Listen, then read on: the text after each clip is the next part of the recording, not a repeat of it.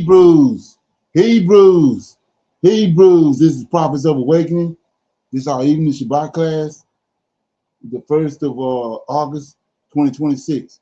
Okay, my topic today is, my main topic is Iran is attacking everyone in this war except the country that actually started it all. So we're going to deal with that, talk about it, chop it up. Okay, you can go to our YouTube channel, The Prophets of Awakening. Check out our videos. We have over 1,000 or so videos, close to 2,000 that you can look at, examine, get the meat out. These videos will lead you to the truth of the Holy Scriptures. And if you like what you're hearing and receiving, I'm asking you to like, share, and subscribe to the channel. It'd be greatly appreciated. And we have our Cash App on the bottom, at the bottom of the screen, that you can look at, examine, get the meat out. That you can check out. If you want to support the channel, that too will be greatly appreciated. Okay, this is a non-Messianic channel. For those that don't know, we deal with the Tanakh and the Torah. Tanakh being the Old Testament from Genesis to Malachi, and the Torah is the first 5 books of the Old Testament that was given to Moses by our Savior and our Redeemer and our Deliverer, the Lord of Hosts. Okay, this channel was created to aid and assist all Hebrew Israelites who are waking up to their true identity, and also understanding who their Savior and their Redeemer truly is. Shalom and welcome to this channel, and welcome to our evening Shabbat class. Okay, we're going to do our normal, which is a moment of silence. We're going to have a prayer. We're going to read the Psalms. We have some current events, some need to know information, a little dialogue. Then our topic for discussion, like I said, we'll be reviewing the video that's pertaining to Iran attacking everyone in this war except the country that started it, which is the U.S. Okay, and then our scripture reading will be we dealing with the 7 Noah laws, breaking down a greater understanding of what they are to help the people along that's not too apt to understand what this is that's going on with the Noah law and what their purpose are. And then we'll pick a scripture like we normally do, and we'll read that scripture and break it down, talk about it. Then we're going to go into our Q&A, questions, comments, and our dialogue. What has happened with that situation is that we've decided to. I took the Q&A session down to the end of the class. That way, I can put the link out, and anybody that's listening in, they can come through YouTube and do their question, or they can get the link and come in and they can ask the question. That way, we can enhance this conversation and able to bring forth a greater understanding of what's going on with this the Prophets of Awakening and the information that is being brought forth. Okay, so with that being said, this moment of silence is for the Lord of Hosts and all that He's doing to bring about our prophesied deliverance in these last days. Okay.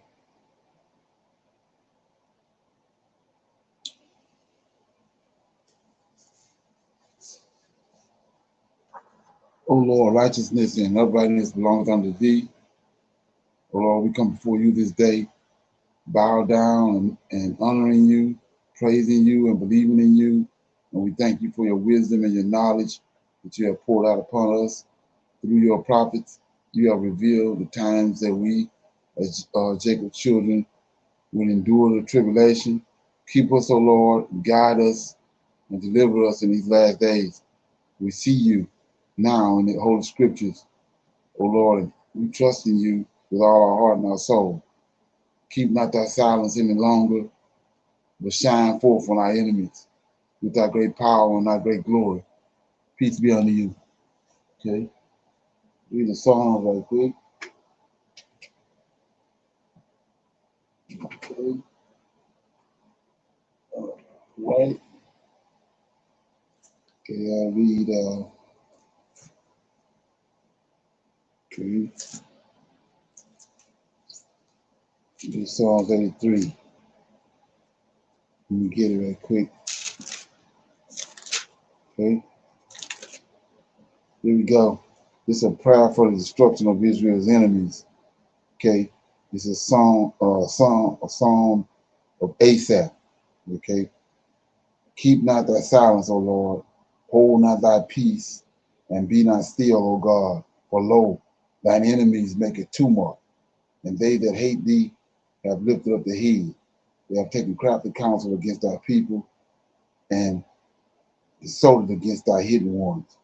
They have said, come, and let us cut them off from being a nation, that the name of Israel may be no more in remembrance. For they are consulted together with one consent. They are confederate against thee. The tabernacle of Edom. Here go our enemies right here. The tabernacle of Edom, the Ishmaelites, the Moabites, and the Hagarenes, Gebal, Ammon, Amalek, the Philistines, with the inhabitants of Tyre. Asher also is joined them. They have helped the children of Lot, Selah. Do unto them as unto Jabin at the brook of Kishon, which perished at Endor. They became as dung for the earth. Make their nobles like Orb and like Zeb, yea, all their princes as Zebah and Zamuna, who said, let us take to ourselves the houses of God in possession. O my God, make them like a wheel, as a stubble before the wind, as the fire burneth a wood, and as the flame setteth the mountains on fire. So persecute them with thy tempest, and make them afraid with thy storm. Fill their faces with shame, that they may seek thy name, O Lord, and let them be confounded and troubled forever. Yea, and let them be put to shame and perish, that men may know that thou, whose name alone is Jehovah, is the most high over all the earth. Okay, so I want to shine a light on that last verse, but it's a lot of confusion going on with that. So he says in verse 18, Asaph is saying, let men that know the men let men may know that men may know that thou whose name is Jehovah, or the Most High, or over all the earth. So when you see that word Jehovah, first thing it remind me of is when the Lord of Hosts, which we know is Michael, came to Egypt. The statement was made. If you can get that verse, AJ, the statement was made that men gonna know me. They knew me before as the Most High God, but now they know me as Jehovah. And when you understand that, that's what Michael was telling you. All this time, you thought it was me. You thought it was Jehovah, but it's me. And then the end of this, he says, the Most High over all the earth. He's the God over all the earth. He's the one that's coming down. He's on the right hand side of the Father, and he's on the right hand side of Yahweh, and he's Yahweh right hand man. He's the judge. He's the one. He's the mediator between heaven and earth. Okay, and another thing about that, if you notice in what the enemy said, it says, verse 3, they have taken crafty counsel against thy people and consulted against thy hidden ones. I was talking earlier, I was having a conversation, and the counsel never see it. And a lot of people, you hear me talking about that, but it was countless counsels that they had. And it takes me right back here. They have taken crafty counsel against thy people and consulted against thy hidden ones. They came together and discombobulated our information with these councils and concocted what they wanted to put into to better enhance what they had going on. Took the Hebrew element out of it, the Hebrew understanding. Okay. Any comments? And shalom, brother Leonard. That's in Exodus 6, in verse 3. You gonna read Well, it?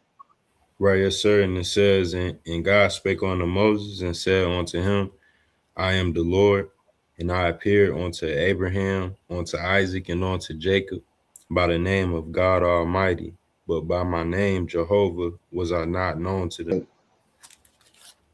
In verse 1. Now, the Lord, okay, if you haven't came across this information and been devoted, you assume it's Yahweh. Now the Lord has said unto Abraham, get thee out of from thy kindred and from and get thee from thy country and from thy kindred and from thy father's house unto the land that I will show thee. And then and I will make thee a great nation, and I will bless thee and make thy name great, and thou shalt be a blessing. And I will bless them that bless thee, and curse him that curses thee, and indeed shall all the families of the earth be blessed. So this Lord of hosts doing all this, not Yahweh. So Abraham departed as the Lord had spoken unto him, and Lot went with him, and Abraham was 75 years old when he departed from Haran. Then keep going, verse 5. And Abraham took Sarah, his wife, and Lot, his brother's son, and all their substance, and as they had gathered, and the souls that they had gotten in Haran, and they went forth to go into the land of Canaan, and unto the land of Canaan they went. And Abraham passed through the land unto the place of Shechem, unto the plains of Moriah, and the Canaanites was then in the land. Now here you go, verse 7. And the Lord appeared, see that, unto Abram, and he said unto thy seed will I give this land, and there builded he an altar unto the Lord who appeared unto him. See that? That's the Lord of hosts, not Yahweh. That's what he's alluding to. They assumed he was Yahweh. But as time went on and history went on, come to find out, like he said, he's the Lord of hosts. He's Yahweh's right hand man. Okay, and that's what you have to understand. Like he said when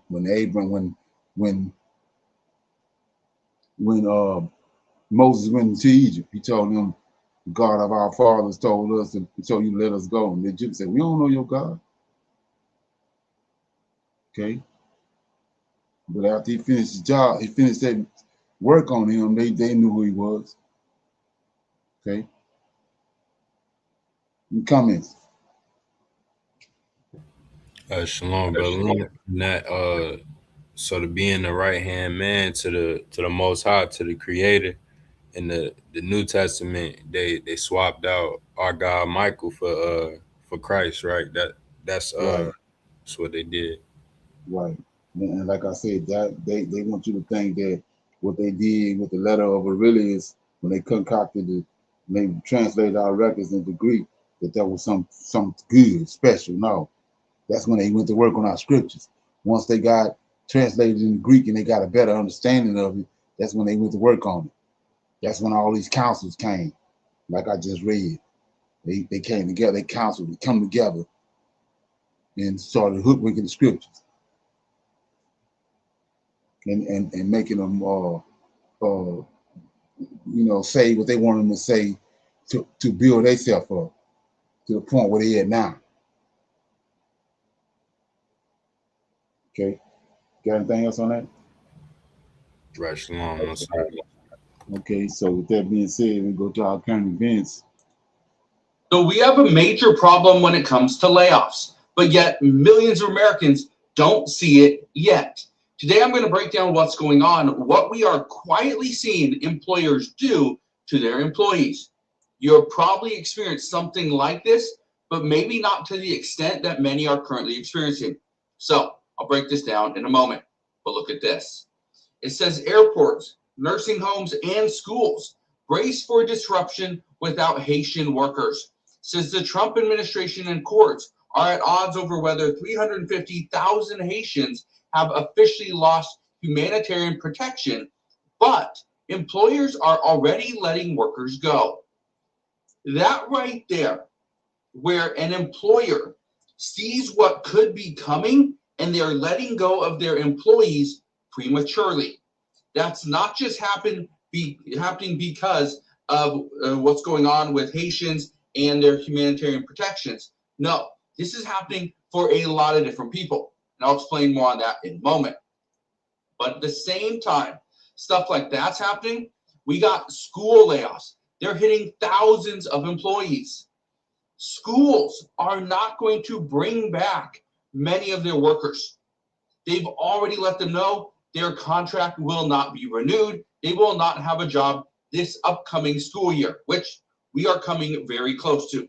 We're at the end of July today, meaning in just weeks, millions of teachers are going back.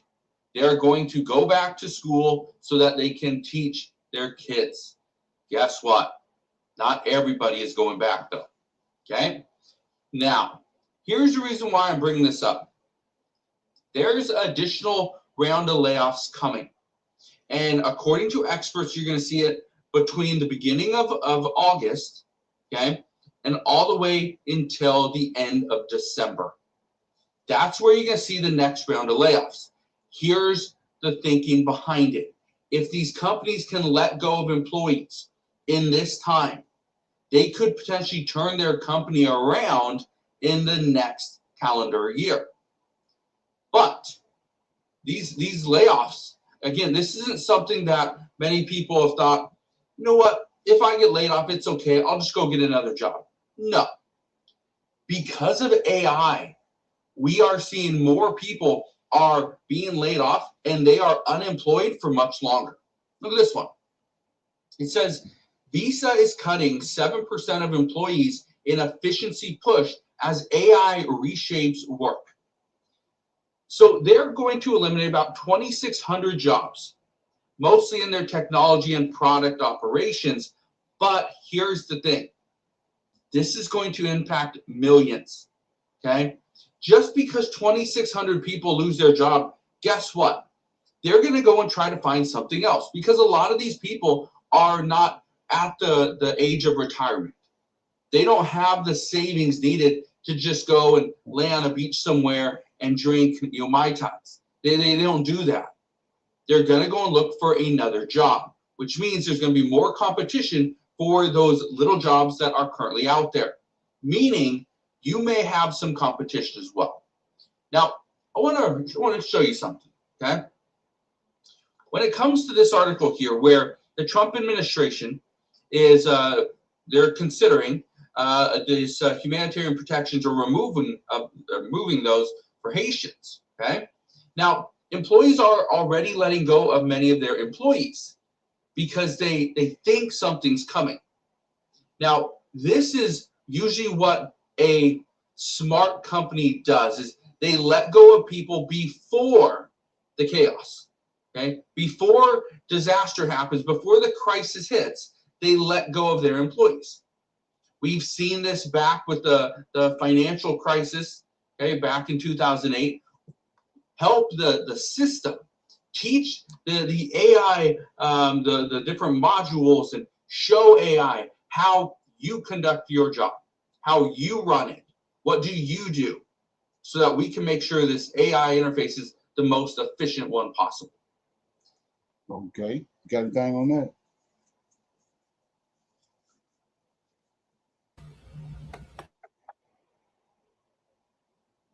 Okay, we go to our next video. Check it out.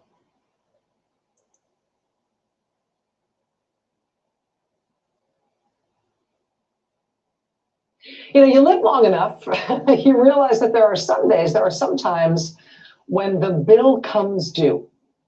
You know, you've done things in the past, perhaps ill-advised things, you kind of knew at the time weren't a good idea. And sometimes you are able to skate by for a little while. You get away with that stuff for a little while, but eventually you learn in this life that the bill comes due. We're having one of those times in the news right now.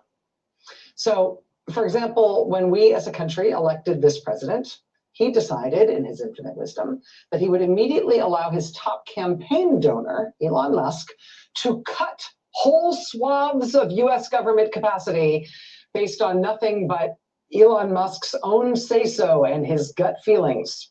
So things that took decades, if not generations, to build up, some of these things, the gold standard government capacity for the whole world, President Donald Trump just said, hey, you're my top campaign donor. As far as I'm concerned, that gives you the right to sledgehammer the US government to your heart's content. I don't care. You enjoy yourself. And that is how thousands of subject matter experts and forest rangers and specialist lawyers and prosecutors and scientists and it's how all these people lost their jobs and their careers in the US government. But it's also how we as a country lost things like, say, a project that had been funded, that was shovel ready, expertly planned, much needed, ready to go, a project to build fire breaks in the Superior National Forest in Minnesota. Elon Musk and Donald Trump did not care enough or were not bright enough to understand what a project like that might conceivably be for. And so they ixnayed it. Even as Trump blames wildfires anywhere on Earth on people not cleaning up the forest so there would be less to burn, Trump, in his wisdom, literally stopped funding last year for the shovel-ready project to build fire breaks in the Superior National Forest in Minnesota so there would be less to burn, so it would be easier to fight any fire that did break out. He and Elon Musk stopped the funding of that project, and so now the bill has come due. The Superior National Forest in Minnesota, as we speak, is on fire. Thank you, Doge. Thank you, Donald Trump.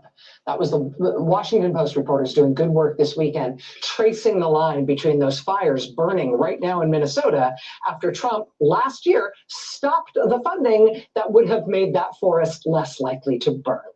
Located at the Beltsville Agricultural Research Center just north of Washington, D.C. Trump right now is in the process of closing down that whole facility in the midst of this massive cyclospora outbreak. He's in the midst of closing that facility, including those specialty labs, because, who needs it? I mean, the CDC under Trump has lost a quarter of its staff because, who needs the CDC? We can all obviously do our own research and investigate foodborne parasitic infections. We just use the TikTok or crystals, right? Or maybe building a new White House ballroom will help. The bill is coming due on this stuff. The bill is also coming due on vaccination quackery. When you put a quack anti-vaccine conspiracy theorist in charge of the part of the federal government that oversees vaccination policy, literally, RFK Jr. is someone who said COVID may have been ethnically targeted to favor Chinese people and the Jews, right? That's who when Donald Trump puts someone like that in charge of health and human services for the United States of America, well, guess what happens in the United States of America? The bill is now coming due, and now we've got the largest measles crisis in this country in decades. Quote, more measles cases have been reported in the United States in the last 2 years than in all the years from 2000 to 2024 combined. Children have borne the brunt of the infections, making up more than 70% of confirmed cases. More than 80 children and adolescents have been hospitalized this year for complications like pneumonia, which leaves patients gasping for air, and brain swelling, which can cause lasting damage, including blindness, deafness, and intellectual disabilities. There are no treatments for measles. Reversing course on measles nationwide would require a nationwide push to improve vaccination rates, a prospect that experts say seems unlikely under the leadership of Health Secretary Robert F. Kennedy Jr. Proved counting, it's over 620 Americans who have been wounded so far in Trump's inexplicable Iran war, and 18 Americans who've been killed. As the war expands into its 6th month now, and as it expands from the Persian Gulf into the Red Sea, and as of this weekend, even into the Caspian Sea, bringing in more and more countries and more casualties and more economic damage all the time. The Pentagon under Pete Hegseth, what are they working on? They say they're going to shoot up troops with testosterone. That's their plan to get around all the winning, right? And disapproval on his handling of inflation, as he is right now imposing new tariffs and basically restarting the Iran war, and not for nothing, shutting down energy generation projects all over the country, all of which are going to make inflation and the cost of living even worse. Okay, you got any feedback on that? This is Rachel Maddox. She said that all these dumb decisions that bills that Trump had made is coming due when we're looking at it. What you say? Right, Shalom. I would say that too, because Brother Leonard, how they said they started back up with Iran, and how the other day they're blaming Iran for hitting those 30 cities with the cyber attack, and it's affecting the water supply in a few places, and Minnesota was one of them. Okay, right, exactly. Right, but like I said before, all that, believe it or not, is by design. Okay. Right. So we got some need to know information right here. Check this out. Let me get it.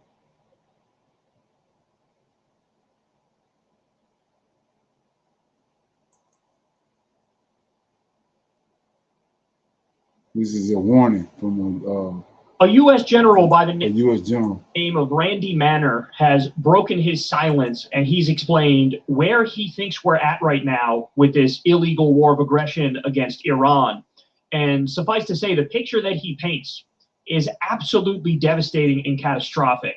And he lays it out in no uncertain terms that perhaps, to this point, Iran has actually been relatively nice to us, and they've let us off kind of easy. So listen to what he says, and then we'll go ahead and break it down. First of all, the idea of running off a drone is probably mostly propaganda. I'll say mostly propaganda. It is true that you want to safeguard your most valuable assets that by either cost or how many of them you have. So that part of it could be very true. That part of it could be very true. The part about gets back to the whole point that the president and the Secretary of Defense grossly underestimate the potential of the Iranians on a continual basis, and they fill the airways with propaganda and rhetoric. And they're lying to the world, they're lying to the United States, to the citizens about what are the capabilities of Iran. Your photos that you have here that are publicly available, absolutely the case. They can target specific locations. Even if the U.S. Destroys 9 out of 10 or 19 out of 20, one or more are going to get through. And thank goodness those are aircraft and not large numbers of soldiers or sailors or airmen or Marines. So the Iranians, I know this doesn't sound right to some of your listeners, particularly those that are hawks in the United States.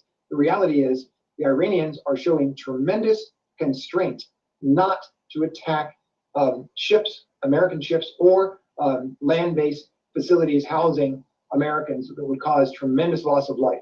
It is my opinion, not in my opinion, my professional opinion, they absolutely have the capability. They are not doing it by design. Not because they can't, but because they choose not to. Most Americans don't understand that. The Iranians are a proud people. They're very powerful military, despite what the president says. And again, we have to figure out a way to just de-escalate this thing and get that straight open. Quite frankly, I hate to even say this. I think the president would be happy that if they returned to the day before the war, he probably would be greatly satisfied compared to right now. He's in a total mess. I mean, he literally said that. He made the point himself that we're going to get this straight open. That's what we're going to do. We're going to get that straight open. There's going to be no fees, no nuclear weapon for Iran. And the straight's open with no fees, no taxes. And that, like, what you're describing in that moment is 2015. That's all you're doing, is you're saying, hey, let's get back to what Obama gave us after the Iran agreement. Certain ballistic missiles and certain drones that we're only using interceptors if we feel like the target is high stakes enough. That's where we're at. So like our pitiful defenses, which were already bad enough, now we're dwindling to next to nothing. And that was the goal, by the way. The goal was rope-a-dope, and they won. They did it. They were able to rope-a-dope. They've attacked in Jordan. They've attacked a bunch of our missile defense systems, and the purpose for that was to make it so when they decide to attack Israel in a bigger way, they can do it, and Israel has no defense. The Iron Dome can't keep up with their ballistic missiles and some of their other weapons, and our defense systems in Jordan to help Israel are now destroyed. People don't get it. They don't understand. Guys, they took out $20 billion worth of equipment and U.S. bases and territories and weapons and stuff. $20 billion in just the past 2 weeks, y'all. Calculation. We don't need to murder a whole bunch of soldiers. There's no point. But the general is saying, like, a lot of people don't know this. They don't understand this, and especially like I don't think Trump knows or cares that this is the case. He seems to me to be genuinely stupid and dumb and unaware of even like basic facts. Like when they said after they started the war, who knew that Iran would shut the Strait of Hormuz? Who knew? Nobody said they would shut the Strait of Hormuz. Like, oh my God, you fucking idiot. That's like the first thing that's brought up when doing war games and trying to game out. If we do this, they do that. It's like the first fucking thing that comes up. And apparently him and Keg's Breath and all his fucking gaggle of incompetent idiots, none of them put two and two together and realized this is what Iran would do. They are so incompetent. They are so in over their heads. And the Iranians are absolutely running circles around them. By the way, it doesn't take a genius to do the math and realize that they have $20,000 Shahid drones that they can use, and they have an endless fucking supply of them that they can build quickly, by the way. And us, we have $4 million interceptors that take like years to fucking build, and we've already blown through virtually our entire supply. And so, again, it doesn't take a genius to figure out with us again, we will extract that kind of an impact on the global economy. And it's going to be painful, but at least then you'll know that we're a force to be reckoned with. Robert Page says that Iran, he's an expert on this stuff, and he says that Iran is going to emerge as a new global power center, that they really just like increased their global superpower status, if you will, because of this. That now they're going to be a force to be reckoned with, on par with China or Russia, right? Like that's what's happening. And none of this would have happened if not for the illegal war of aggression started by Trump and Netanyahu, the axis of Epstein. None of this would have happened if it wasn't for them. And remember, Trump was the only U.S. president dumb enough to basically be fucking bamboozled into this idiotic war. Netanyahu tried the same fucking thing. Israel tried the same thing with Obama. Obama told him to kick rocks. Biden told him to kick rocks. With fucking George W. Bush even said it. Bill Clinton. All of them were like, no, we're not going to war with Iran. Fuck off. Trump's the only one who's like, sure, let's do it. They were in the Situation Room, and Trump wasn't even sitting at the head of the table, y'all. That was the New York Times report. Trump wasn't even sitting at the head of the table. Why is a foreign leader even allowed in the Situation Room? That is mental. They got us bugged to the high heavens. They got Trump blackmailed like a motherfucker with the Epstein shit. And you allow Netanyahu into the Situation Room and do his fucking bidding for him, and you're not even sitting at the head of the table? Oh, my days. Oh, my word. Okay, what you think, boss? Got anything on that? Yeah, he was going crazy on that, but he makes a lot of sense though when he's talking about the war tactics, the war tactics that America's doing. But Iran, yes, but Iran, I was gonna ask what you think about that, because I watched it in another video that said, if America was to outlast this, that they would be up there with Russia and China, because they were able to withstand all these attacks, and people would want to partner with them. Right. But they already they already part of BRICS. Right. Yeah. True. Okay. You know what I'm right. saying? That's what he's saying. How crazy this is. That you didn't see all this. They already. They got legs to stand on. Right. They got China and Russia. They weren't going nowhere. You know what I'm saying? He listening, like I said before. I was on another line earlier today, and I was letting them. I was breaking down the fact about the Noahide laws and how they passed the law to merge Israel with Israel's military with U.S. military, and they going off saying that and that ain't gonna happen now. You know what I'm saying? Go back to before. Go back to what we just talked about. Egypt. What the Most High do? He walked the dog with them.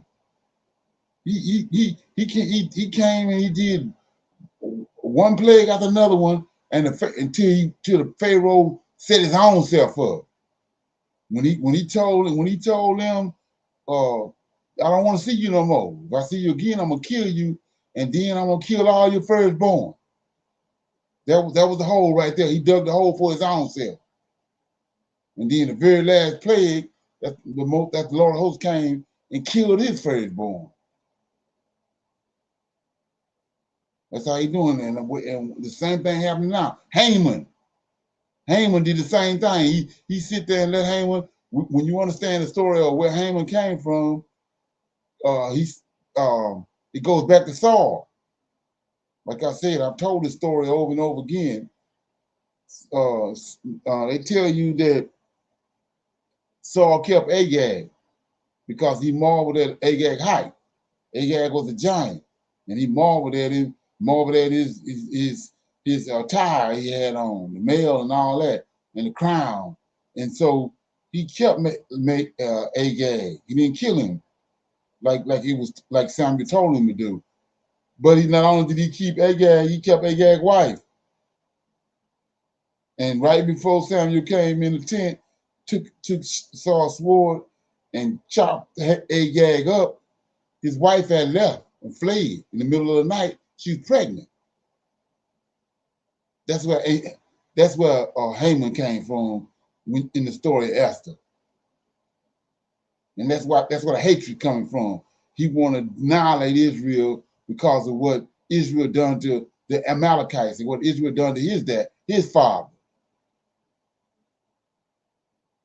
And so the Most High allowed him. He went right on through the whole process, and then when at the end, the decree that he made on Israel, the annihilate Israel, Artaxerxes turned around and put it on him.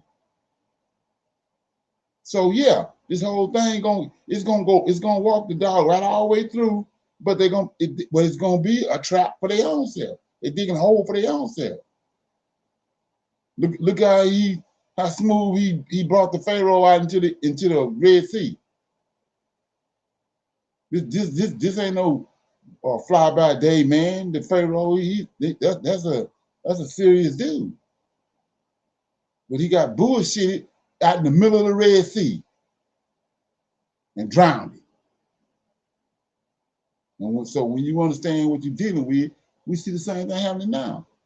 They're digging a hole for themselves. They think they're winning, but they're digging a hole for themselves. Okay? That's how the Lord of hosts works.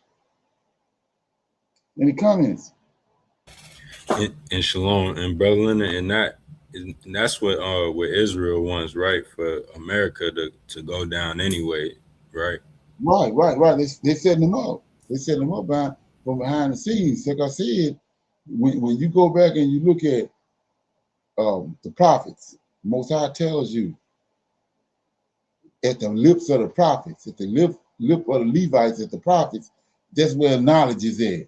Well, Esau was raised by Abraham, so Esau is a little bit sharper than the Gentile.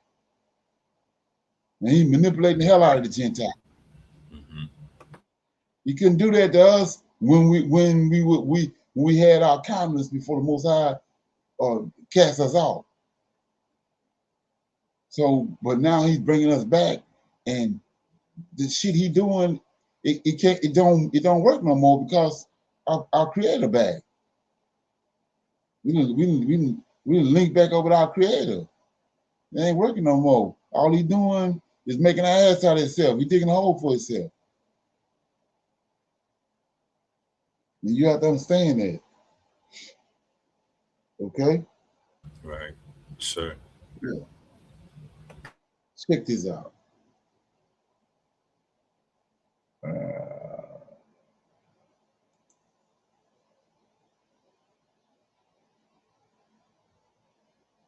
All right, y'all, we got to talk about this. I'm calling these hidden Trump policies that are being uncovered here because this is the sort of stuff that people don't talk about nearly enough.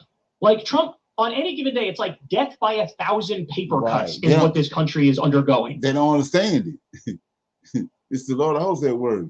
Because the Trump regime they wake up and they do the 784th iteration of the fuck off and die bill or the fuck off and die executive order. And again, most of it goes uncommented on. Like it is just out of sight, out of mind, not brought up in the major media outlets, and then it's left to assholes like me to babble about it on YouTube and talk about how we're all doomed to hell. Frankly, because we're all doomed to hell. But let's start with this one right here. Yeah, so I want to go back to one thing before I continue on. So, okay, we know it's a word called watches. It's a class of angelic beings. It's the Most High God that's watching the earth. They watches. Let that firmate. Okay. Yeah, and says the following. I have gotten 18 spam calls today, and it's barely 10 a.m. Oh my God, how do I make this stop? They're from a different number every time. To which there's a reply here, and the reply says, reminder, Obama had an order that banned spam callers from calling your cell phone. It was one of the first things Trump rescinded when he took office in 2016. Bro, there's nothing like the first day when they get in there and they just take a fucking wrecking ball to everything in sight. I still have nightmares of the day one executive orders Trump signed going through. He got rid of like all the internal corruption rules for his cabinet, threw them shits out immediately. Signed an executive order to repeal a Biden order that lowered drug prices, which means he effectively went in there on day one and increased drug prices. Like, this is the sort of shit. And this guy's saying back in 2016, or when he first got in office in 2017, he went ham and said, fuck it, let the spam callers go wild. Like, what you're going to find out here very quickly is that these people hate you. They hate you and they want you to die. Like, they actually don't give a fuck about you. Trump has never given a fuck about you. What he cares about is himself, self-aggrandizement, careerism, his bank account growing, right? And this is one of those things where he's probably paid off to take his position, but we're just getting started because then we also have this. Ready? Trump has invented a completely new concept, the corporate pardon. He pardons corporations that have done wrong, meaning they no longer have to pay back their victims. Truly a man of the people. You know what isn't declining? Pardons for corporations. Trump has granted 9. These were never a thing before Trump, not in the modern era, and possibly never. According to Bloomberg's Ava Benny Morrison, the 9 pardons wiped out $200 million in financial penalties, quote, some of which were destined for victims of wrongdoing. Frank Bowman, a law professor at the University of Missouri, told Bloomberg, in any previous era, no president would touch this with a barge pole, maybe individual cases with some compelling reason, but the systematic elimination of criminal liability of major financial crime would never have happened before, and it didn't. Half of the $200 million in wiped out fines can be attributed to a single crypto company, BitMEX. The 3 co-founders of the company, a pioneer in crypto derivatives, all pled guilty in 2022. So let's look at something right quick. So you hear me, which I need to get back to it because but thinking like a Hebrew, okay. So you also got thinking like a Zionist. Trump ain't no damn Zionist. So what he just said, what he doing, and the things he attacking, he don't have a mind for it. Somebody else got him doing this. Okay. And the Zionists got a plan in place. They got a greater Israel project. Trump and the Zionists. So the moves he's making, if you understand what's happening, it can't be him. Okay? He tits on a bullhog. Okay? Jesus Christ. So the corporate pardon is now what Trump has done. No other president has ever done it. And it just goes to show you just how much MAGA has become hand in hand with the Epstein class. They are part and parcel with the Epstein class, married at the hip to the Epstein class. The elite pedophile billionaire cabal and their corporations, and all they care about is robbing you blind, getting subsidies, getting tax cuts, getting favorable treatment, while they ruin everything about the government that helps you, a regular person. That's what this is. And so here's another thing, won't be talked about anywhere by anybody, but Trump is now doing corporate pardons and eliminating restitution. Very similar to how he did this with how many white-collar fraudsters did he pardon? Dozens of them.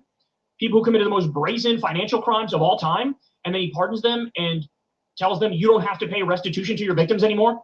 Okay. Elon Musk fired the nuclear safety inspectors and then had to beg for them to come back. He didn't realize he fired the head guy. Remember that? I remember that. I remember Doge doing that.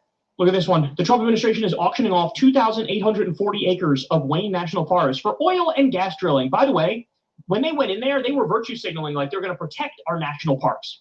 That's what Trump did. In fact, one of Rogan's friends, Cameron Haynes, is a big hunter guy, fishing guy, and he's all about the national parks.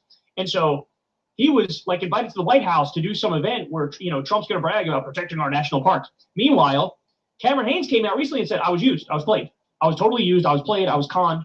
This guy's a liar. He didn't care about the national parks. In fact, he's literally opening all of them up to commercial industries.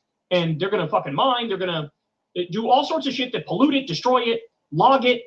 And nothing is sacred to this guy. Nothing is sacred to this guy. It's all about the money. It's all about the Epstein class, the billionaires, the corporations, the money. They are looting and pillaging and plundering. They will destroy. So this is a prime example of what I was saying earlier. When you start talking about Noah, Enoch, Canaan, them learned men. See that? They're not gonna do this type of shit. But these right here, what you're dealing with, these nut buckets. They're from a whole different stock. Okay. Destroy this earth with a smile on their fucking face and then go hide in their doomsday bunkers as we all die from climate change and the disgusting diabolical the absolute obliteration of our environment. It's incredible. It's incredible. All right, still not done though. Still got more. The Trump administration has ended crucial regulations protecting Americans from arsenic exposure. Experts predict this will significantly increase cancer risk for many Americans. Well, isn't that lovely? I cannot overstate just how much the core of the Republican Party is just sadism. Like, that's it. It's sadism. It's, I want to do harm. There it is. I want people to feel pain. I want them to suffer. I want to be violent. I want to be evil. Like, that's what it is.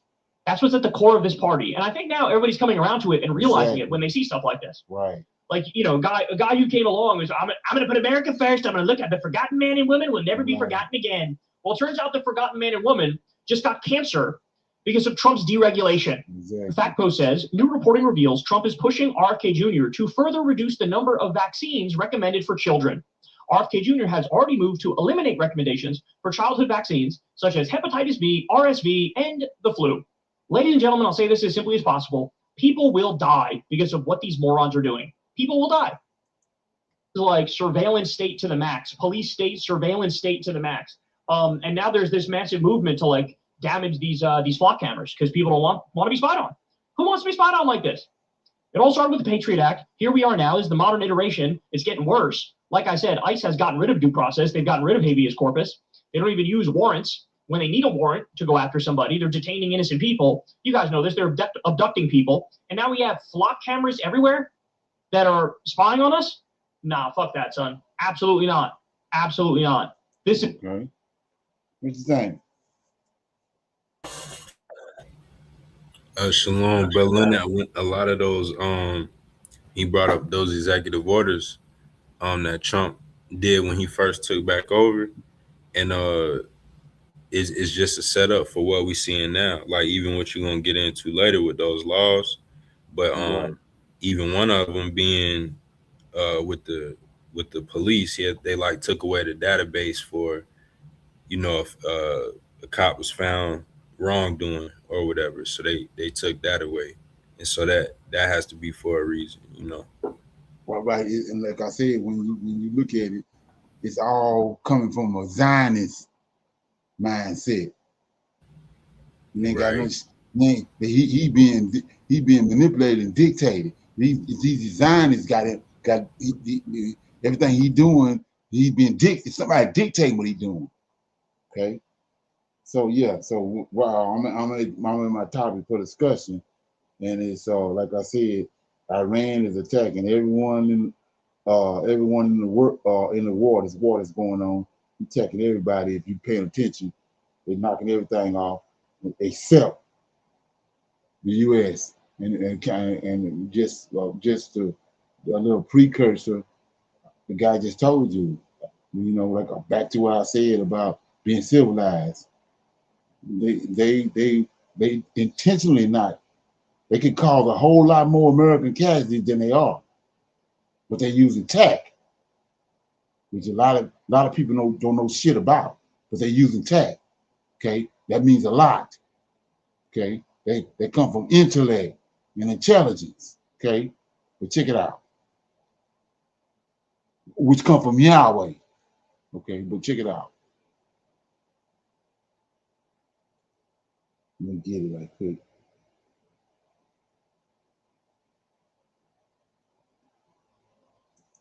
Here we go. This war began with Israeli fighter jets over Tehran. Israel struck first. Israel killed Iran's supreme leader.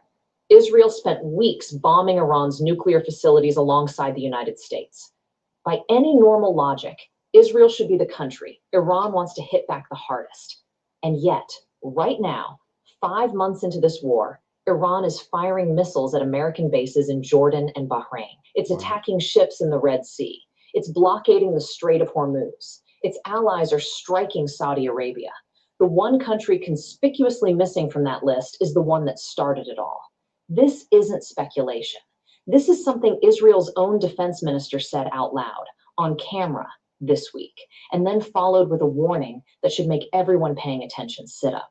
This is the story of why Iran is hitting everyone except Israel, and why that might be about to change. If you want to understand exactly what's actually happening underneath the headlines of this war, hit subscribe now, because that's exactly what this channel does with every one of these breakdowns. Let's start with exactly what was said, because the words matter here, and they came from someone with direct access to Israel's military intelligence on this war.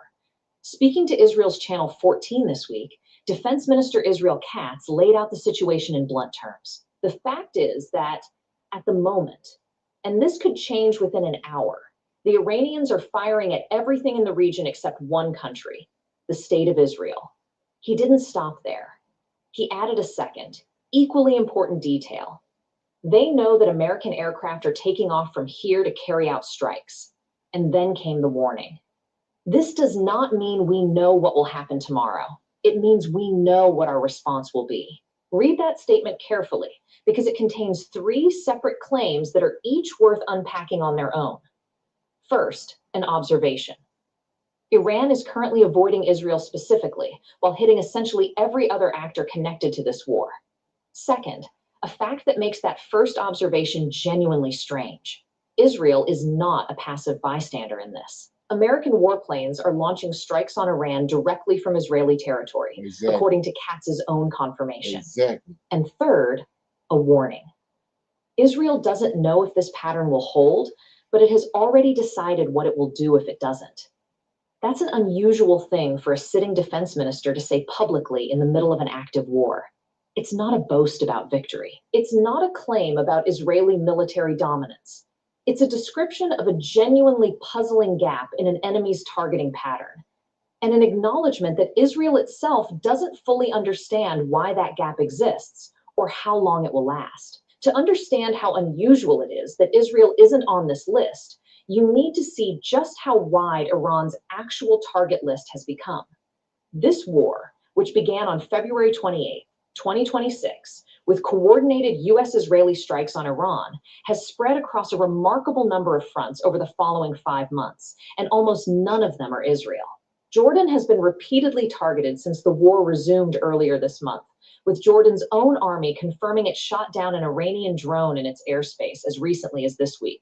American forces have suffered real casualties from strikes connected to this conflict in Jordan specifically. Bahrain has also been hit by Iranian drone strikes in what Iran's military described as direct retaliation for American strikes on Iranian soil. In the Red Sea, the Iran-backed Houthi movement in Yemen has launched rocket strikes on Saudi Arabian vessels, helped along, according to reporting, by Iranian hardliners delivering weapons and training to Yemen.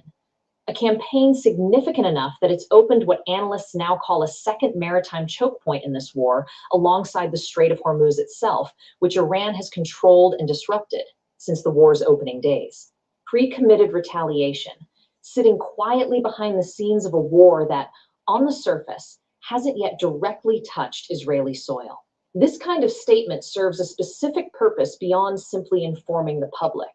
It's also a message aimed squarely at Tehran, a signal that Israel is watching this gap in Iran's targeting just as closely as anyone else, that Israel does not interpret it as evidence of Iranian restraint or goodwill, and that any change in that pattern will be met immediately, not after a lengthy deliberation. In a war already defined by ceasefires that have collapsed multiple times, an April truce that fell apart, a mid-June ceasefire that also broke down before fighting resumed in early July. A clear, pre-stated Israeli position may be intended to remove any ambiguity that could otherwise be exploited. This all comes at a genuinely pivotal moment, because Israeli Prime Minister Benjamin Netanyahu traveled to Washington this week for a meeting with President Trump, their 8th meeting since this war began, and their first since the current war originally started back in late February.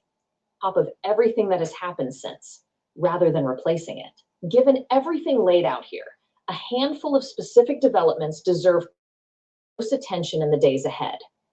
First, watch the outcome of the Netanyahu-Trump meeting directly. Any public statement afterward about resuming strikes, particularly any mention of Pickaxe Mountain, would be the clearest signal that the current pause and the current pattern of Iran avoiding Israel may be ending. Second, watch for any change in Iran's own public statements about Israel specifically. Iran's foreign ministry has already said there are no current talks with the United States, and that Tehran will never allow the United States to determine the timing of war and peace, language that leaves open exactly how Iran might recalibrate its approach to Israel if it concludes the diplomatic track is closing entirely. Okay, what you think? Making any sense? Right. It sound like they right on point with that. Yeah, it's setting them up. It's a setup. Okay, so with that being said, like I said, my objective is when dealing with these Noahide laws, as I get the information, as I try to bring it to you, that way keep everybody on top of everything. So we're gonna deal with these Noahide laws from another angle. Okay, check it out. Teaches Gentiles, meaning non-Israelites, that they can be saved if they only obey these 7 laws. We will discover that this goes directly against the plain words of the Most High as revealed in the Holy Scriptures, which Christians call the Old Testament. And as such, the false doctrine of the Noahide laws must be rejected by anyone who professes to love the Most High. Pay close attention as we explore and answer the following questions. 1. What are the Noahide laws? 2. Who came up with the idea of Noahide laws? 3. Are there different sets of laws for Israelites and non-Israelites? 4. Should non-Israelites study the laws of the Most High? And 5. Should non-Israelites keep the Sabbath? Okay. Question 1. What are the Noahide laws? Come on with In the it. Encyclopedia Britannica, under the heading Noahide Laws, it says this. Beginning with Genesis chapter 2, verse 16, the Babylonian Talmud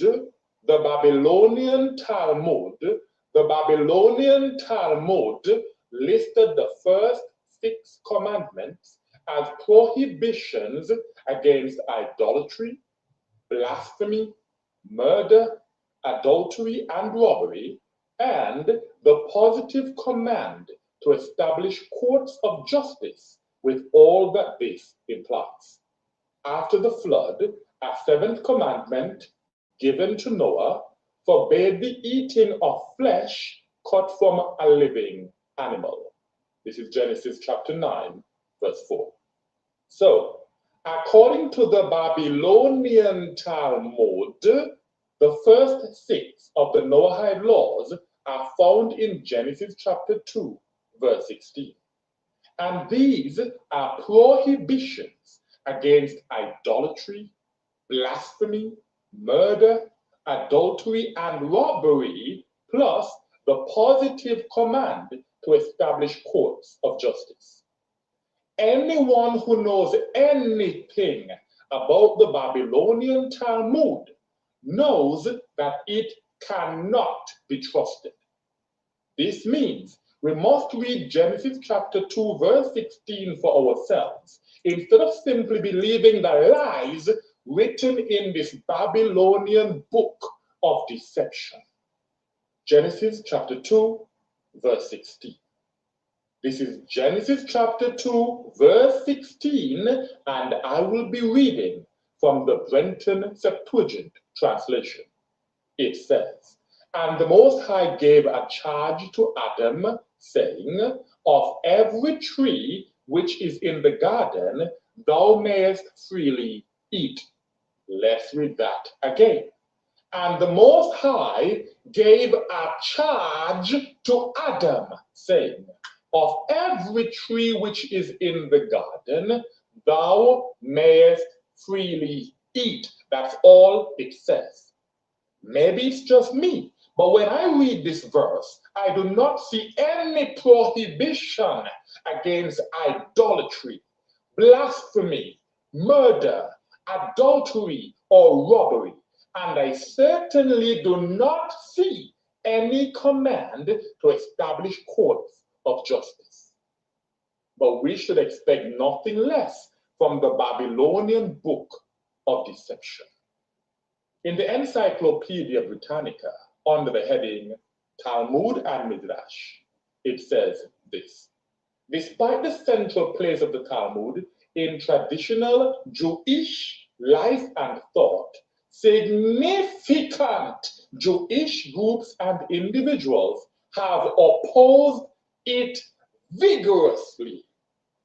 Significant Jewish groups and individuals have opposed the Babylonian Book of Deception, also known as the Babylonian Talmud, vigorously. The Karaite sect in Babylonia, beginning in the 8th century, refuted the oral tradition and denounced the Talmud as a rabbinic fabrication. The so-called Babylonian Talmud is a fabrication. They made it up. It has nothing to do with the Most High, His holy people, or the Holy Scriptures. Question 5. Should non-Israelites keep the Sabbath?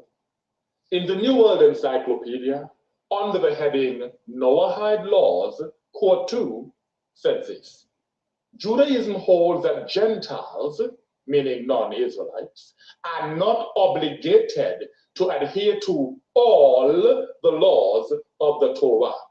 Indeed, they are forbidden to fulfill some laws." So according to Judaism, non-Israelites are forbidden or prohibited to fulfill some laws, such as the keeping of the Sabbath in the exact same manner as Israel. This is why the deceiver said earlier that a non-Israelite can do whatever they want to do on the Sabbath day, and it is not a sin. So right now, if you have a person who's a Ben Noah, who eats whatever he wants or whatever, does whatever she wants on Shabbos, so it's no sin. Non-Israelites who truly love the Most High will not fall for this Jewish deception. But those who are destined for destruction will gladly eat unclean foods and profane the Sabbath day while thinking they're going to be rewarded in the kingdom. If this is what you truly believe, you are no better than a pork-eating, Sabbath-breaking Christian. Future test. These things I'm reading have not yet happened. So the Most High will, in the future, have mercy on Jacob and will yet choose Israel. That's the Israelites. And they shall rest on their land. The Israelites are still scattered in the lands of our captivity. We're not yet resting on our own land. So this is a future prophecy. And the stranger, meaning the non-Israelite, who serve the Most High only and keeps his commandment, shall be added to them. This is how they are attached to the Israelites. We read about this in Isaiah chapter 56. Yeah, shall be added to the house of Jacob. Let's read. Okay. What you think? Shalom, brother. And when he talk about the Sabbath, right? And the what I remember in Jubilees, it said he only gave the Sabbath to children of Israel. Right. And right. They're getting discount. They're getting discount with the drama coming in there. Like I said, once they got hotel records, they're trying to say the stranger is the Edomite or somebody outside Israel, the nation Israel. But like I was saying, Abraham himself was only a Hebrew, right? Right. Where you get Hebrew Israelite at is when the Lord of hosts wrestled with Jacob and changed his name to Israel. That's how you get Hebrew Israelites. So the nation of Israel was formed and the temple and all that was the Hebrew Israelites. But Hebrews, they are strangers. And so if they come to Jerusalem, they got all the same rights. They're the same people. Right. You see that? Yes, sir. That's a stranger. If he come there, he come from the lineage of Adam, just like Jacob do. They got it right. And a prime example is Abraham's children for Kekut. You know what that is? Right, yes, sir. She had like Midian, right? Right, yes, like she had like 6 or 7 sons. Abraham. They Hebrews. They're not Hebrew Israelites. You get the Hebrew Israelite from the fact that Jacob wrestled with the Lord of hosts and his name was changed. So they get a Hebrew Israelite, but it's no different in them than Abraham's children for Kekut. If they end up in the land of Israel, they got all the rights as the Israelite, Hebrew Israelite got. Because of their origin. Right, okay. So with that being said, like I said, we're gonna pick a scripture and write it down. But in the meantime, while we're doing that, we're gonna send out the link so that people that want anybody have any questions, we're gonna go into our Q&A after that. And then if anybody have any questions or any comments and they want to come in and they want to present their question or their comments or whatever, then we're gonna do that. Okay. So you good on that? Shalom, yes, sir. Okay. You got a scripture you want to shine light on? Right. Yes, sir. We were talking about Egypt earlier. I'm gonna go to Exodus 14, sir. Okay. And yes, sir. This is Exodus 14. If I could just what's that? 18 through 20 through 24. And it says, and the Egyptians shall know that I am the Lord when I have gotten the honor have gotten the honor upon Pharaoh, upon his chariots, and upon his horsemen. And the angel of God, which went before the camp of Israel, removed and went behind them. And the pillar of a cloud went from before their face and stood behind them. And it came between the camp of the Egyptians and the camp of Israel. And it was a cloud and darkness to them, but it gave light by night to these, so that one came not near the other all the night. And Moses stretched out his hand over the sea, And the Lord caused the sea to go back by a strong east wind all the night, and made the sea dry land, and the waters were divided. And the children of Israel went into the midst of the sea upon the dry ground, and the waters were a wall unto them on their right hand and on their left. And the Egyptians pursued and went in after them to the midst of the sea, even all Pharaoh's horses, his chariots, and his horsemen. And last verse, and it came to pass that in the morning watch, the Lord looked onto the host of the Egyptians through the pillar of fire and of the cloud, and troubled the host of the Egyptians. And shalom, that was Exodus 14, verses 18 through 24, Brother Leonard. Okay, Shalom. what you got on that? Yes, sir. Just the basis classes that I get out of it is that the Lord of Hosts, Michael, he is an Mhm. angel, and from Egypt, that's where he got his name from when he saved our forefathers from Egypt. And so this is him right here that parted the Red Sea, and not Yahweh. Okay, yeah. I shined a light on this before. Like I said, it comes to with thinking like a Hebrew that you're able to see these things. So you just read the verse where he looked through the cloud, right? Can you read that again? Right, yes, sir. It says, and it came, verse 24, and it came to pass that in the morning watch, the Lord looked onto the host of the Egyptians through the pillar of fire and of the cloud, and troubled the host of the Egyptians. Okay, now go to Ezekiel 37. Go to Ezekiel 1, verse 4.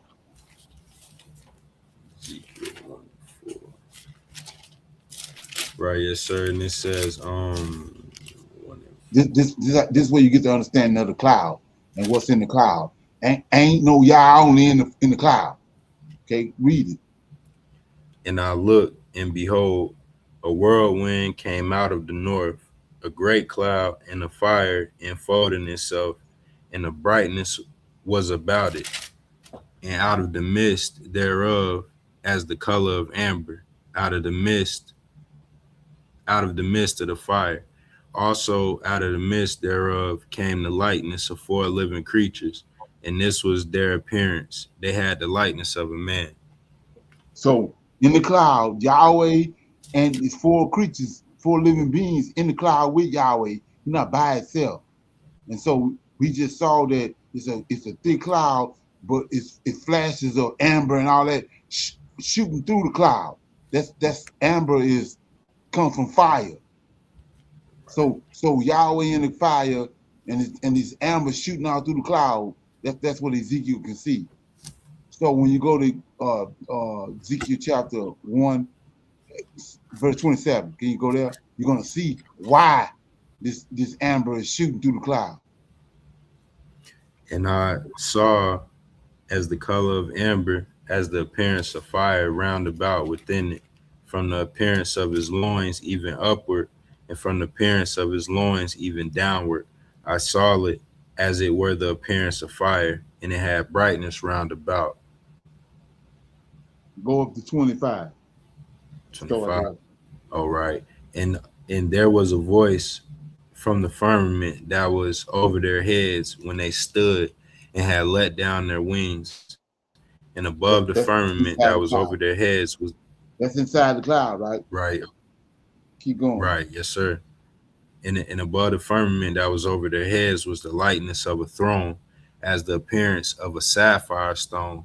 And upon the likeness of the throne was the likeness as the appearance of a man above upon it. And I saw... So we saw right there, you just read that it's a man, but this man is pure fire. From his waist upward, from his waist downward, pure fire. That's the image of a man, the original image of a man that we get. Right.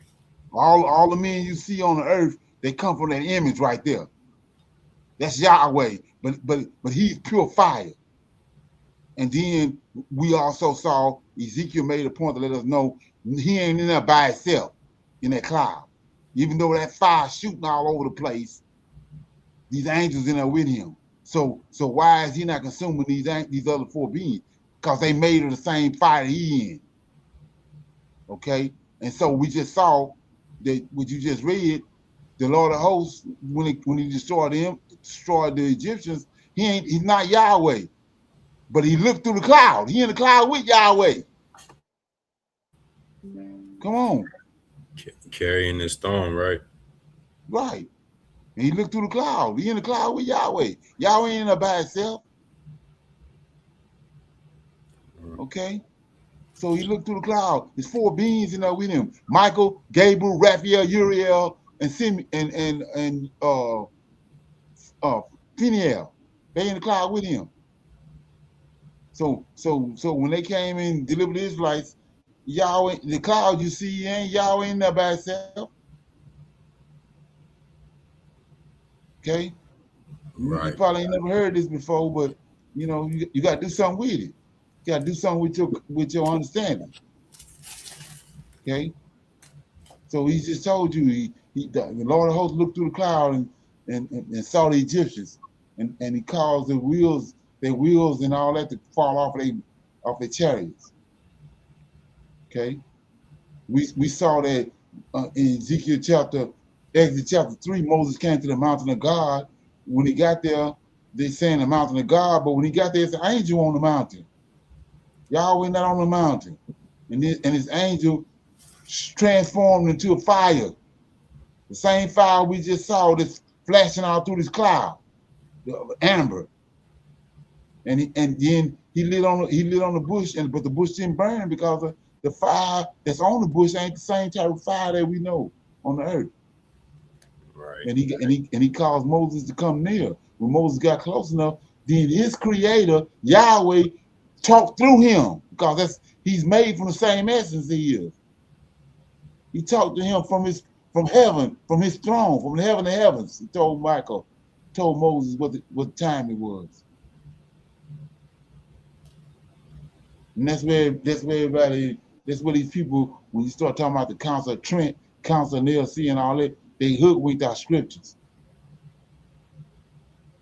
And got Negro discombobulated. Okay? So, you got anything else on that? No, sir. I'm good on that. Okay, so we're gonna open it up for some Q&A. You sent the link out? Right, yes, sir. Yeah, I wanted to tell the sister. Let me put up here on the thing. Let me bring it right quick. There we go. I see it's ZAHAVAH Israel 81. We have a women's advanced Bible study on Thursday nights. That's affiliated with Prophets of Awakening. Nobody's gonna bite, but we can, if you can call and make some kind of contact, we'll be able to send you the link. That way you'll be able to come in and have more of a in-depth conversation, or any questions, any dots you need connected, they can be connected. It's you call that number, then we'll be able to start sending you the link. Okay. So like I said, nobody ain't gonna bite. Ain't no piranhas or alligators over here. You know, we all about bringing forth the truth and bringing forth the proper knowledge in order to increase a person's understanding and build their understanding. That's what it's all about. Okay. So with that being said, yeah, if you get comfortable enough that you want to get that link, it's all good. Nobody gonna bite. Okay. So, you got anything? Any questions, comments, AJ? Anybody? Berlin, I had a question. Daniel 12:7. Okay. Since you got some different people watching, if Daniel 12 and where we at? Yeah, Daniel 12:7, and it says, and I heard the man clothed in linen, which was upon the waters of the river, when he held up his right hand and his left hand unto heaven, and swear by him that liveth forever, that it shall be for a time, times, and a half, and when he shall have accomplished to scatter the power of the holy people, all these things shall be finished. And that was Daniel 12, verses 7.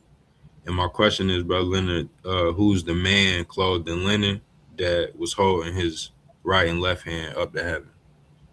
Go back to verse 1, proper English. Topic Right. Timmy. Can you Okay. read verse 1? I'm going to tell And you what it is. yes, sir. And this is Daniel 12 and 1. And it says, and at that time shall Michael stand up, the great prince, which standeth for the children of thy people. And there shall be a great time of trouble, such as was never, there should be a great time of trouble, such as never was since there was a nation, even to that same time, and at that time thy people shall be delivered, everyone that shall be found written in the book. Right. So he just told you who it was. He said it's Right, Michael, right? sir. So nowhere in the Tanakh we see that the Lord, that Yahweh got gout. Well, there's something wrong with him. You know, he got Down syndrome. He giving you the wrong person at the wrong time. He telling you who it is, who the deliverer is. He says Israel not in these last days where we waiting on this Exodus and us to be delivered out of this quagmire that we in. He's telling you who it is that's gonna do it. Right, Not JC. He told you right there who it is. Michael L. Okay. sir.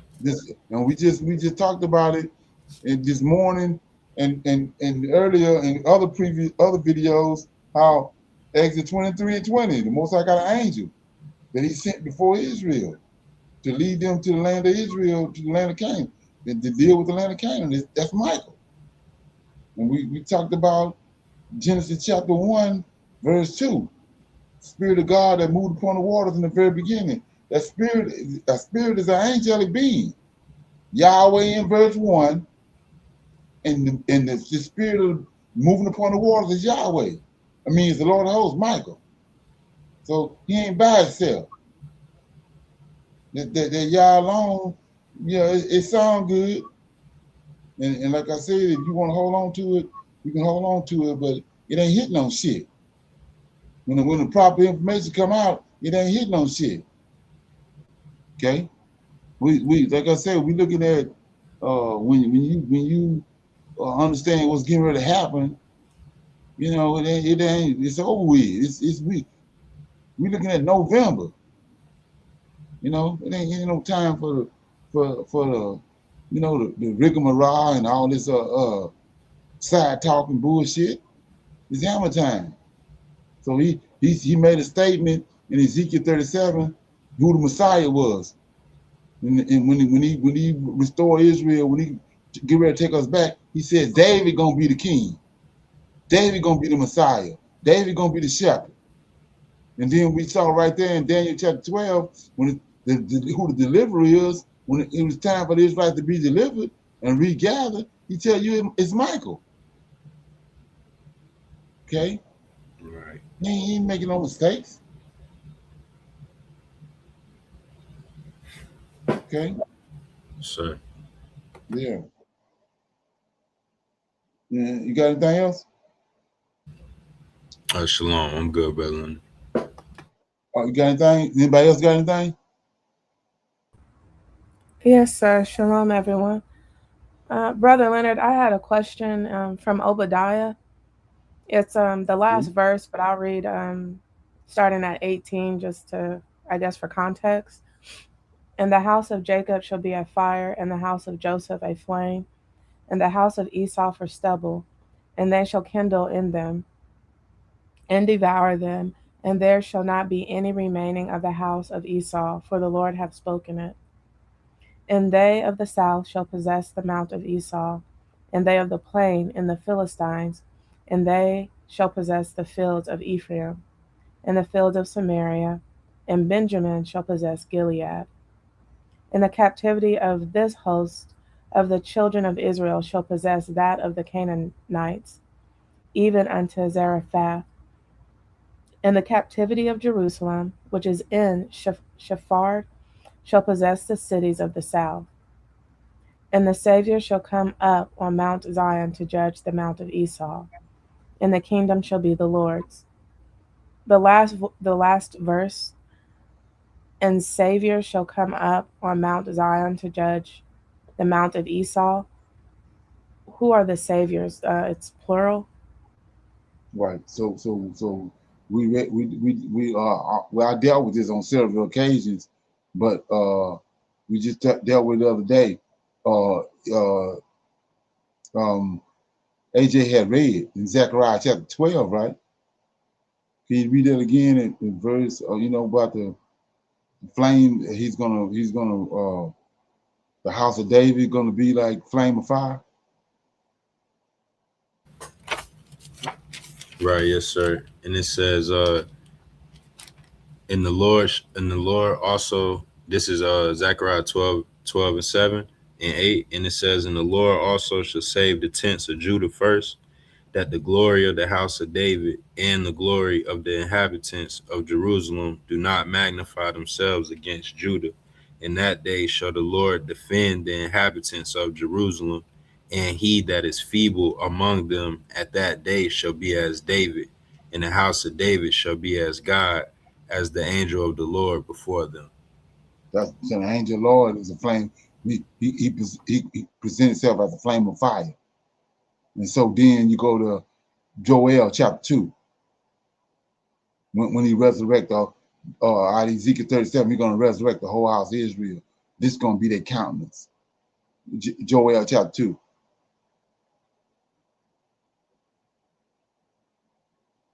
Can you read that?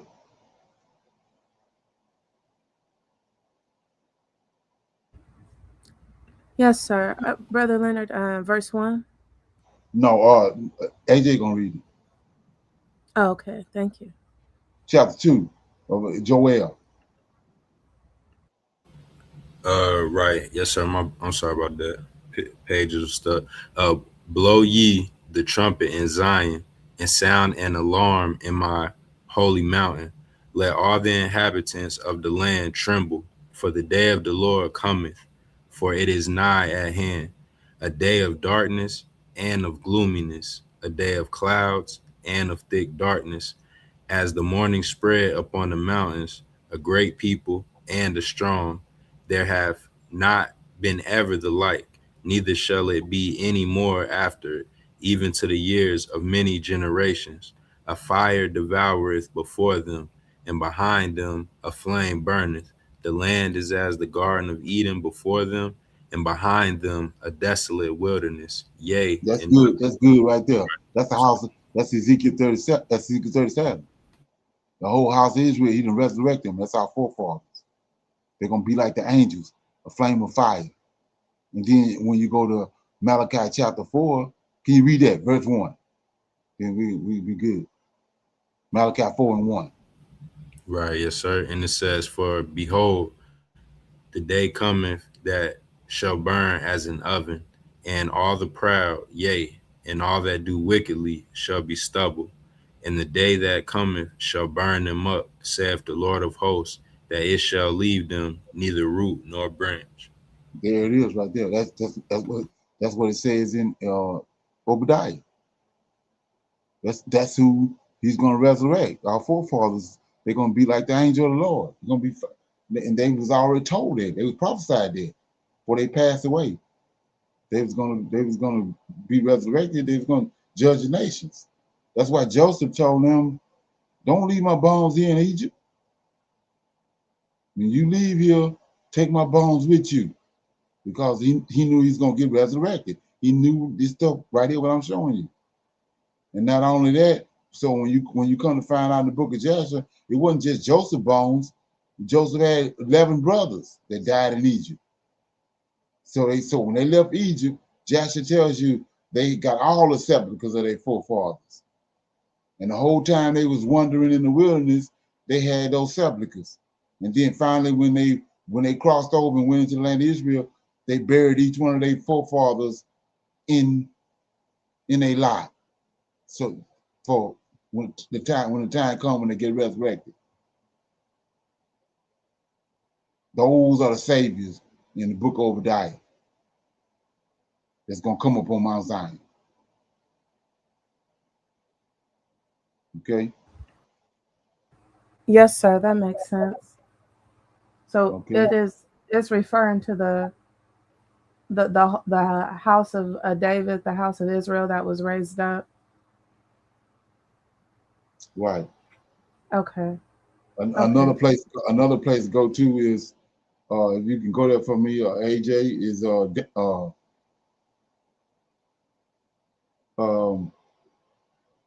Daniel. I think it's Daniel chapter. Matter of fact, I'll read it. Okay, you go to Daniel, you get it. Right quick. Like I said, a lot of people they don't connect these dots because for some reason it ain't been given to them. But I'm in Daniel, and this is so plain. That's the crazy part about it. It says,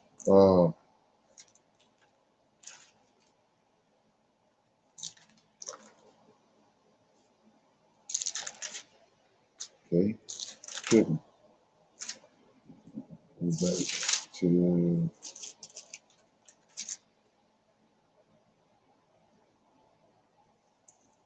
this is right here. Let me check here. 7.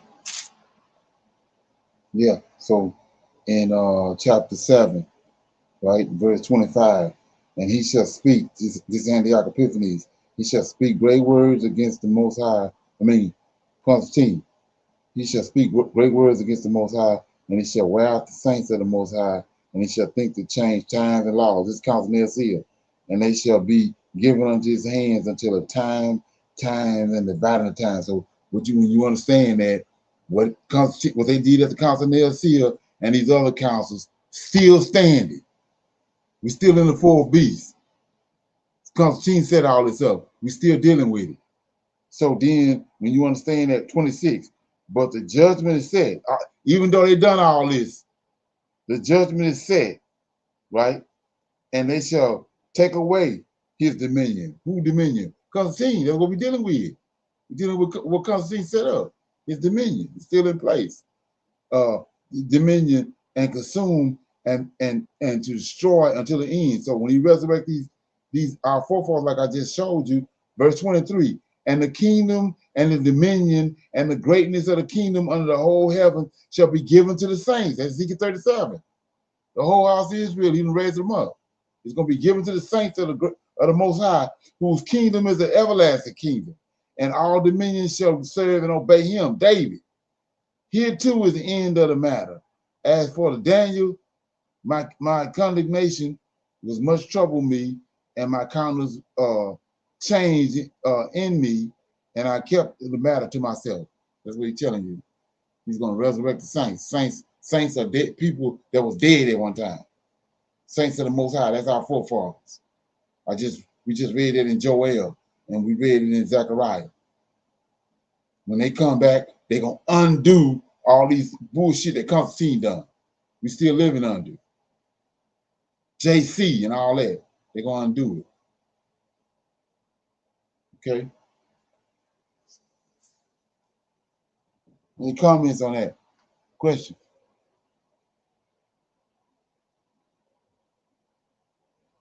Everybody good? Shalom, yes, sir. Okay. Yes, sir. Thank you. Okay. So yeah, so with that being said, nobody else don't have anything else. I'm gonna say shalom, everybody. We got our Sunday advanced Bible study tomorrow. It's at 5 p.m. So like I said, we got it set up where we close out the class with our Q&A. When we open up the links, we send links out for people to come in. They'll have any questions, and then you can also send, if you have a question, you can send it through your YouTube. I can deal with it right there. But like I said, it's more personal if you receive a link. So with that being said, I'm gonna say shalom to everybody. Shalom, shalom, and another shalom. I highly recommend that you get this book and you read it because it's a must that you understand who God head is in the order that's in the Old Testament and Tanakh, because it's not the same as in the New Testament. And when you read this and you get an understanding, then the scriptures open up and then you begin to understand. So I highly recommend that you get this book. It's the Elohim of Israel, and it's a breakdown on the word Elohim and who the God of Israel is and the Godhead.